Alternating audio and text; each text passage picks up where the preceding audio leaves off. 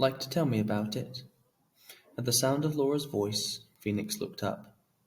The 8:30 a.m. school run was an ordeal at the best of times. Adams made sure of that. This particular breezy morning, it was about as much as Phoenix could bear. Dad still hadn't emerged from his study. The entire night had slipped away without so much as putting in an appearance. Judging by the look on Mum's face and her edgy, brittle way of speaking, she was as unsettled by Dad's latest escapade as Phoenix was. He'd gone way beyond eccentricity this time. "I don't think he's even had anything to eat," she'd said at breakfast, returning from a fruitless attempt at getting him out. "And he's locked himself in. I don't care how important his work is, he can't stay in there forever." But even a second visit hadn't roused him. In the end, she'd had to go to work. Phoenix stared at Laura. Her mouth was moving, but he hadn't heard a single word. "What'd you say?" he asked. "I was wondering," said Laura, sitting next to him, "whether you wanted to talk. Something's obviously bothering you." "I'm worried about Dad," he told her. "How come? I thought everything was coming up roses. With this Wonder game and all." Phoenix frowned. "It's the game that's the problem." Laura listened while he stumbled through a garbled explanation of the week's goings-on. But when she interrupted him for the third time to ask him whether he wasn't exaggerating just a little bit, he lost his temper. "What's with you, Laura? Don't you understand? Something really strange is happening here. Can't you even imagine anything out of the ordinary?" "Don't have a go at me, Phoenix," Laura retorted. "None of this is my fault, you know." Their raised voices were a gift to Adams. He detached himself from his mates at the back of the bus and made his way up the aisle. "What's this?" he asked. "Trouble in paradise? Don't tell me you're falling out." "Clear off, Adams," warned Phoenix. "This is none of your business." "My, aren't we touchy this morning?" sneered Adams. Phoenix glared back at him. He reminded him of the ancient spirit that hounded a man to death and beyond. Nemesis. Adams was his nemesis. "Maybe you need another lesson, free knickers. You've forgotten how to talk to your betters." Phoenix lowered his eyes. He was still smarting from the humiliation of the fight. "I don't want any trouble," he murmured. He'd got enough with the game. "You should have thought of that before you started hanging around with Laura." "Oh, grow up, Steve," said Laura. Adams chuckled and returned to his mates. "Can't you ignore him?" asked Laura. "Just say nothing." Phoenix nodded. "Anyway, forget Adams. I want to hear the rest of your story." Phoenix turned his head and scowled in the direction of Adams. "There isn't much to tell. Only that Dad hasn't come out of the study for ages."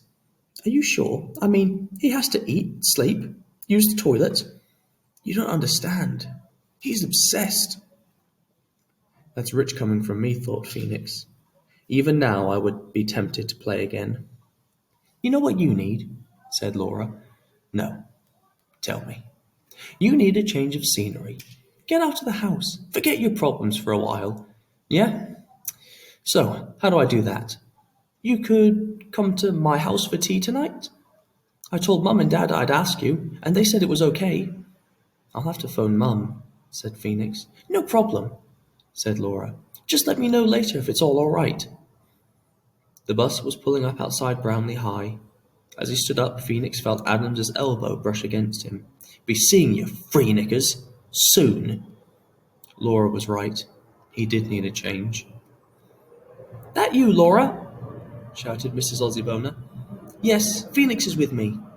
The Ozzibonas emerged from the kitchen wearing aprons. Phoenix smiled. Laura had told him about them, the way they did everything together. Like a pair of lovebirds, he thought. "Glad you could come," said Mr. Ozzibona, wiping a hand on his apron and offering it to Phoenix. "Thanks for inviting me," he said as they shook hands. "This came for you, second post," said Mrs. Ozzibona. Laura took the large bubble-pack envelope and turned it over. She examined the sticker on the back as her parents returned to the kitchen. "If undelivered," she read, "return to Magnacom Products Limited. P.O. Box." "Magnacom!" exclaimed Phoenix. What are they doing writing to you? Only one way to find out, said Laura. But as she started opening the envelope, Phoenix grabbed her arm. Laura, don't. Don't tell me, said Laura. You're expecting a monster to jump out at me. Of course not, Phoenix replied. But she wasn't far off. Let's see what it is, said Laura. I like presents. There were 2 items. She pulled out the small plastic case first. It's a CD. Actually, Phoenix told her, examining the black case, it's a computer game. The game. Laura pulled out a larger cellophane wrapper. It is the game, murmured Phoenix, giving the parallel reality suit a wary look. So this is the famous game, Laura exclaimed. At last! But before they could continue the discussion, her parents called them for tea. No, said Mr. Ozzibona at the end of the meal. Don't get up. We'll do the washing. When did you order this game, anyway? Asked Mr. Ozzibona. I didn't even know you were interested in them, Laura. Laura gave Phoenix a sideways glance. I'm interested in this one, she said, making her way to the family's PC. I don't think this is very wise, Phoenix ventured, following her on unsteady legs. Why? Asked Laura. What can go wrong? Phoenix inspected the inoffensive-looking disc and the rather more threatening parallel reality suit. Even now, there was a little voice inside encouraging him to play. You'd be surprised, he told her. Resisting the temptation, Laura was holding the disc thoughtfully between her fingers. After a few moments, she put it down on the computer table and started to rip open the wrapper that contained the suit. I'm going to have a go, she said excitedly. Phoenix felt his throat tighten. His mind was suddenly loaded with rushing images from his last expedition into the game. It was alive, all right, and it was expanding its territory. He was beside himself. Seeing the plug, he reached down and yanked it from the socket. Phoenix!